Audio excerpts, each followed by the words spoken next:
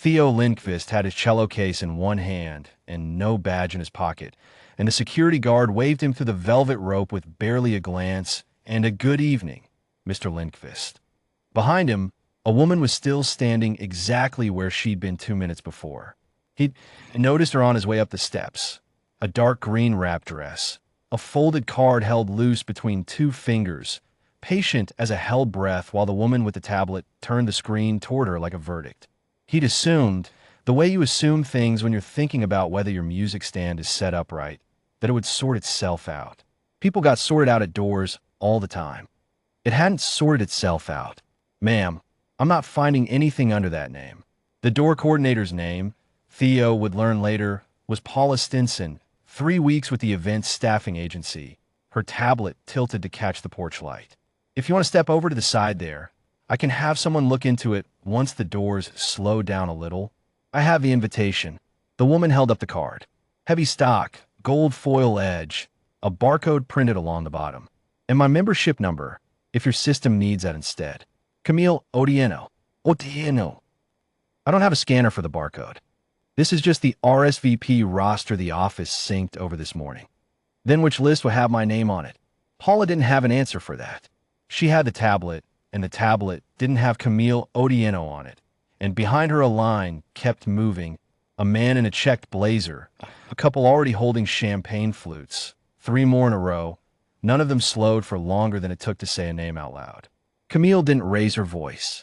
She didn't step toward the dim stretch of pavement past the rope that Paula kept gesturing to, the part out of the porch light, away from the party that hadn't paused for a second. She simply stayed where she was, the invitation still held loose in her fingers, like she had all the patience in the world and intended to spend exactly none of it being upset. That, more than anything, was what made Theo stop on the top step. He could have kept walking. He told himself that more than once, later, that there was a version of this evening where he went inside, found his chair, tuned his cello, and never thought about the woman at the rope again. He had, after all, just walked through that same door with nothing to prove who he was beyond a face the guard happened to recognize. Nobody. No Barkov. Just a nod and a "good evening," and the door folding open like it always did for him. He thought about that nod the whole way up the stairs. By the time he reached the lobby, the seating chart on the green room wall came back to him. He glanced at it 20 minutes earlier, looking for his own table number, a clean grid pin beside the stage manager's clipboard. Table 4, Conservation Committee. 3 names. He hadn't really read them, but one had stuck the way unfamiliar names sometimes do when you're a little nervous and scanning for your own. Odieno. He was almost sure of it. He set his case down inside the door and went back outside. "Excuse me." He crouched to leave the cello against the wall, out of the foot traffic. "Sorry, I don't work the door. I'm playing tonight. But I think I saw that name on the seating chart inside."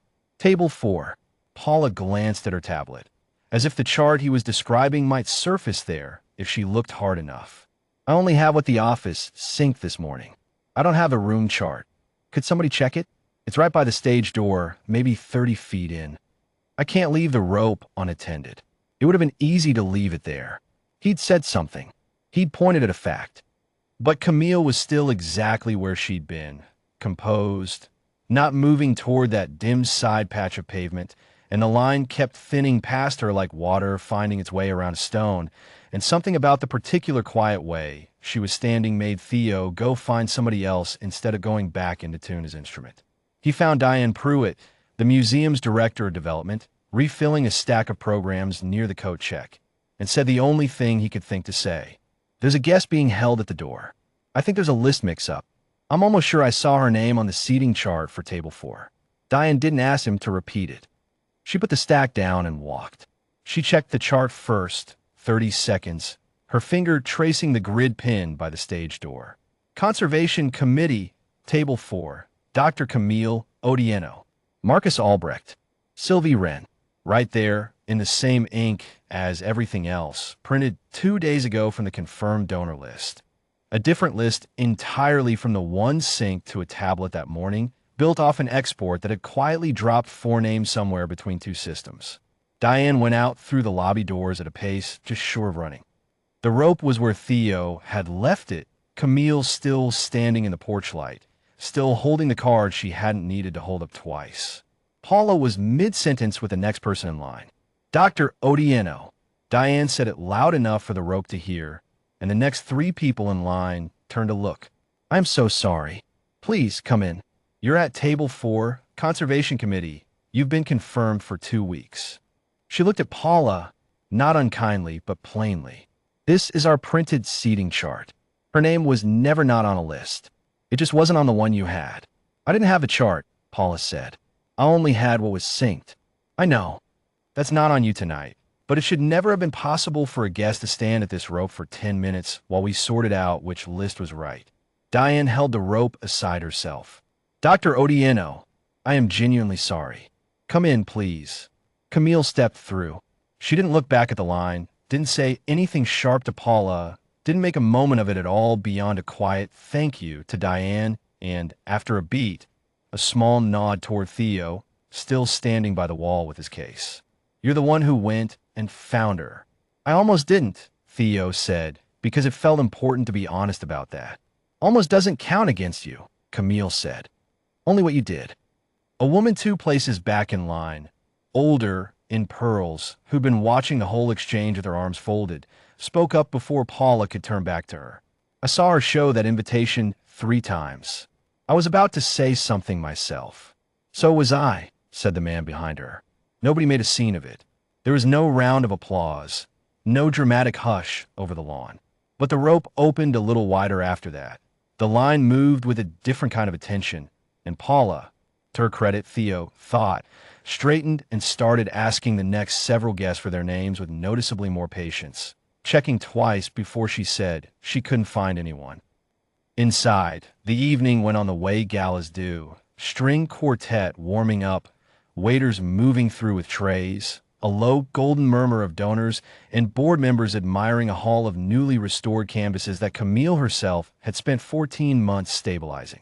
She was seated at table 4 by the time the welcome remarks began, between Marcus Albrecht and an empty chair that would later be Sylvie Wren's, and if anyone at the table noticed she'd arrived a few minutes later than expected, no one mentioned it, because by then it had already stopped being a story anyone needed to tell twice. The museum's executive director, Howard Voss, made brief remarks before dinner. Donors thanked, restoration work praised, a short, genuine note about a process hiccup at the door tonight that we're correcting before the next event, and asked, without naming anyone, that the staff cross-check the printed seating chart against any digital list before turning away a single guest. It was a small line and a longer speech. Most of the room probably didn't register it as anything but housekeeping. Camille did. So did Theo, tuning backstage, catching it through the monitor. By Monday, the staffing agency that had contracted Paula for the evening received a formal written notice from the museum citing the incident. Paula herself was reassigned off-door coordination for future museum events and placed with the agency's check-in desk instead, where guest lists were already pre-verified before doors opened. The museum's events office rewrote its check-in procedure that same week. No guest could be turned away from any rope, ever, without a staff member physically confirming the name against both the digital roster and the printed room chart.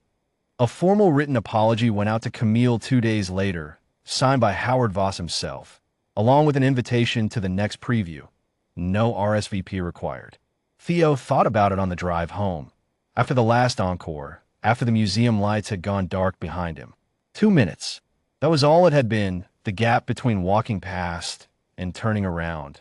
The length of time it took to climb a flight of stairs and remember a name on a wall. He hadn't done anything heroic. He'd carried a fact from one room to another and refused to let it die at a rope, because nobody official happened to be standing close enough to hear it.